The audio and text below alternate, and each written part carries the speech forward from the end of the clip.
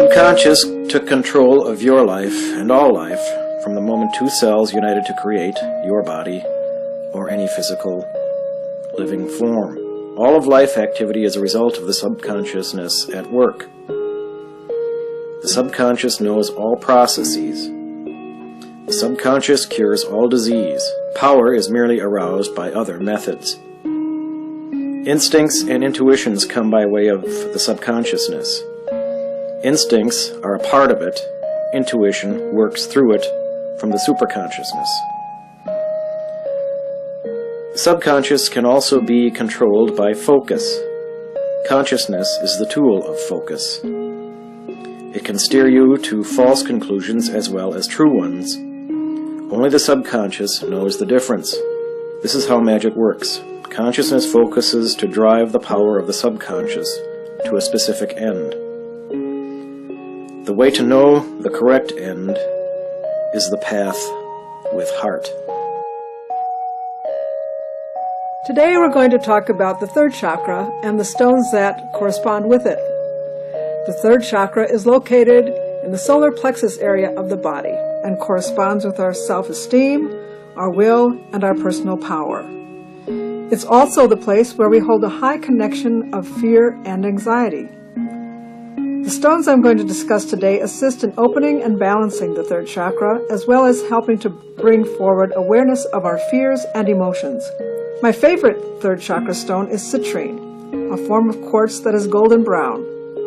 Citrine comes in many forms, tumbled, points, or clusters, and assists in raising awareness of one's fears and defenses. Like most stones, citrine will not necessarily alleviate the fears, but will bring the root of the fear to the forefront as a learning tool so that we can move through the fear to a new way of understanding and living. Citrine is also known as the manifestation stone, as it aids us in seeing why we block bringing into our lives the things that we desire, thereby creating an opening for the flow of manifestation. Put a small piece of citrine in your purse or billfold, or on a picture of something that you really want, and see what happens. Next, we have amber, which is fossilized tree rosin. Amber is very soft and light and draws out our feelings of unworthiness. Amber very gently assists us in finding out why we don't treasure ourselves, why we feel the need to criticize ourselves and have feelings of not being good enough. It is tender and soothing, and rather than dig deep into the roots of a problem, will act as a support system and champion for our self-esteem. When I was working with AIDS patients, I did a meditation and asked which stone I should give to them, and was told to present them with amber, as it would lovingly help them feel better about themselves. Malachite is a wonderful stone for emotional healing, but also for assisting with physical maladies such as sprains, strains, arthritis, bursitis, and carpal tunnel syndrome. Malachite's soft composition is perfect for drawing out the inflammation in muscles and joints, while at the same time helping us to understand the emotional underpinnings of the discomfort. Remember that your biography is your biology, and things that happen to you in life will sit inside your cellular structure, waiting for you to uncover and release them in a healthy manner. Malachite is one of the best tools in the mineral kingdom for this job. If you have a sizable job for malachite, you need to have a large enough piece for the job, as a tumbled stone that's small will not be big enough to treat a sprained ankle. Lepidolite is a stone that has natural lithium as its base mineral, giving it its purple color. Because of that, it is very useful for conditions based on fear, sadness, and shame. Its calming nature is suitable for depression, anxiety, and hypersensitivity. To let it help with sleeping and calming, place a piece next to your bed or under your pillow. I prefer the microlepidolite because it is flat and won't roll off the stomach when I do a layout on someone. In all cases, if you need urgent medical attention, please seek a healthcare professional to help you. Stones are magnificent tools for many things, but we must be wise when it comes to treating all conditions properly. When used in conjunction with Western or Eastern medicine, stones can be beneficial in assisting us on the emotional and spiritual levels of healing, as well as the physical. What I have found for myself is that the mineral kingdom is great for preventative medicine, as they will help you get to the root of a problem to help avert a more serious condition. When you get to the root, you have a much better chance that the malady will not return. Citrine, amber, malachite, and lepidolite are all tools that can help. 4 is a main work number. It is good for changing jobs. It promises steady, secure work. Stability. It is a sacred number to Native Americans. It has a down-to-earth vibration. It images strength and practicality. Its negative aspects are it can reflect hard times, either currently or ahead. It can show harshness in relationships. It can provide a sense of restriction, and it may mean hard work. The Emperor signifies regulation and reason. It is related to the order of the number 4 because of the geometry of a square. It is supervision or overseeing. Sight is the principal sense. The quality of vision determines the course of progress towards one's own liberation. Classification and the clarity of that vision is the basic meaning to tarot number 4. It is now, and not at some future point, that you are the master of your circumstances, no matter what appearances are to the contrary. The Emperor will awake you from the dream that you are a slave to circumstance. An eclipse happens when the moon travels across the face of the sun, temporarily blotting out its rays from the earth.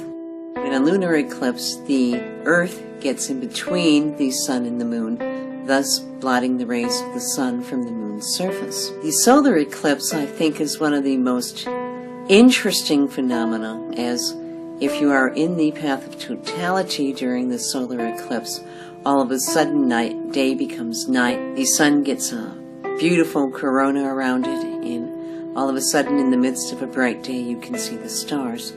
The lunar eclipses can be seen by more people. And one thing, if you are very aware and if you're outside in nature during an eclipse, you might notice, is that suddenly things become very still. The winds die down, animals become much, much quieter. If you're near like a lake or an ocean, the waves become much quieter, and it's as if during the eclipse time, especially the lunar eclipse, everything gets very, very still. And I found that to be true when I was out in the woods. And what was interesting is as the eclipse progressed, you could see more and more stars, more and more shooting stars. And it did seem, while I was watching that eclipse, as if it took forever for the moon to start to reappear. So it is quite understandable how ancient people could feel threatened, as if their existence was spinning out of control. And I could see why they would do sacrifices to the gods to bring back either the moon or the sun. So there are two sorts of eclipses. There's solar eclipses and there's lunar eclipses. Lunar eclipses occur at a full moon. Solar eclipses occur at a new moon. Usually you have a lunar and a solar, or a solar and a lunar. You hardly have one without the other.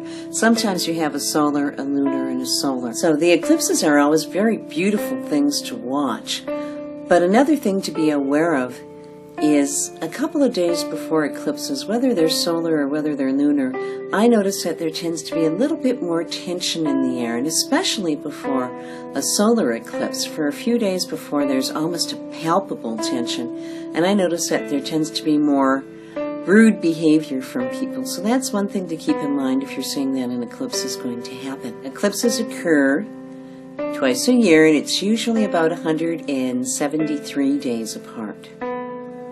So about every 6 months. And that is for both solar and lunar eclipses. You know, when there's going to be an eclipse, take a little bit of extra caution. Be aware that because they both occur at heights of nature, full moons and new moons, that people's energy is riding a little bit high. Eclipses have been associated with earthquakes, and I believe that there's some scientific evidence which supports this. When we watch the movies that portray eclipses happening, sometimes In ancient days, people thought that the eclipses were great portents of cosmic things to come, whether for good or bad. And of course, people always think that the event, whether it's an earthquake or some other horrible thing, is going to happen right when the eclipse occurs. But this is not always true. It can happen before the eclipse occurs by a couple of weeks, or afterwards by about 6 weeks as well. Usually there's a need for what I want to call another cosmic trigger, either Mars or Jupiter moving across that eclipse point to activate it, which causes the big earth-wide, earth-shattering event. Well, whether an eclipse is going to have an effect on a person all depends on what is in their own personal astrological chart. A lot of work has been done as far as research with eclipses, and one thing that astrologers pay a special attention to is the pre-birth eclipse, i.e. the eclipse that happened right before a person was born, which sometimes happens a couple weeks before a person was born, sometimes it's 6 months before, but it has an effect. It all depends. This year, in the year 2007, the eclipses are occurring in Virgo and in Pisces. So the signs that will be most affected by the eclipses will be Virgo, Pisces, Sagittarians, and Geminis. Usually to have an effect, the eclipse has to be within, I'd want to say, a 3 to a 4 degree orb of a person's sun or some other personal planet in their chart. People that are born on December 17th, March 17th, June 17th, and September 17th through the 19th all should be a little bit more aware, as the eclipse, which is going to occur on March 18th, could have a substantial effect on their lives. Usually a solar eclipse can affect a person for anywhere from 1 to 3 years, and lunar about 6 months. There has been an association of eclipses with earthquakes and other natural disasters. For instance, the tsunami, the giant tsunami that happened, there had been an earthquake shortly before. I think it was a couple weeks before the tsunami occurred. Usually what one does is they follow the path of the totality of the eclipse, whether it's a solar eclipse or a lunar eclipse. And there's I'd want to say, a tendency for the most upsets in the world to occur under the path of that totality. For instance, I believe several years back the path of totality went over the Middle East, and specifically Iran, and that was a path of totality with a solar eclipse. As we recall, when the Pope died, shortly before his passing, there had been an eclipse in the sign of Aries, and an eclipse in the sign of Aries is associated with the passage of either a ruler of a state or a ruler of an institution. So we can see that the eclipse had happened, followed by, actually I believe that there was an eclipse that happened during his funeral. I would have to go back and I'd have to research it. So in Aries it's associated with the passage of a ruler. In Taurus it's associated with some economic systems. In Gemini, it's associated with changes in communication, and so forth and so on. Enjoy the eclipses this year, but bear in mind, a good rule of thumb is not to start any new projects on the days of either the solar or the lunar eclipse, as they are more apt to perhaps not work out as well as they should, or to have mishaps of some sort. All people contain psychic power, just like all people contain at least some amount of musical ability. Some people have greater talents than others, but all must work at it. Psychic ability works best under mental and physical relaxation. Step 1 is to provide yourself with a stress-free time and environment. Keep the body healthy. Occasional exercise, especially aerobic exercise, works best, as oxygenation is a vital link to energy and higher, that is, psychic, planes. Allow for time, quiet, patience, solitude. Keep a journal to write impressions. Practice often. Make it fun. Work with a friend if you so desire, and play with your discoveries. An all too serious ethic is detrimental to progress. We are actually made of 7 bodies, from the spiritual to celestial, astral, etheric, mental, emotional, and physical. Most people just think in terms of having a physical body. Imagination is a key into hooking into the astral, as it is an ingredient of this body and bridges the planes from the spiritual to the physical. Don't be discouraged by negative associations of the imagination, as in, all such things are false and delusional. Imagination is a vital link in human activity, health, and progress. It's not just the arts, but science, business, and politics cannot operate without it. These extra bodies make up what is called our aura. Conscious action is induced by unconscious experience. These unconscious experiences may manifest through the unconscious to the consciousness. They are therefore aura-bound. Whenever you get a sick feeling in your gut, or a moment when the hair on the back of your head is standing up because of some presence or feeling, it is your aura warning you about something. All creatures have auras, and all auras need strengthening for personal protection. This protection aids the body and strengthens the immune system. No magic or psychic practice should be undertaken without steps for protection. This protection is called psychic self-defense. The spring equinox is the time when day and night are equal, and after this point the days will become longer than the nights. It is the time when the earth starts to awaken and the spring maiden wants to come out and play. The goddess associated with the spring equinox is called Ostara in the Teutonic, Eoster in the Saxon, and Ishtar in the Babylonian cultures. All of these names mean star, and the symbol for the ancient great goddess is the star-shaped lily. The lily was her yonic symbol, along with the lotus and the rose. The shamrock, associated with St. Patrick's Day, is also a sublimated version of the ancient lily of the goddess.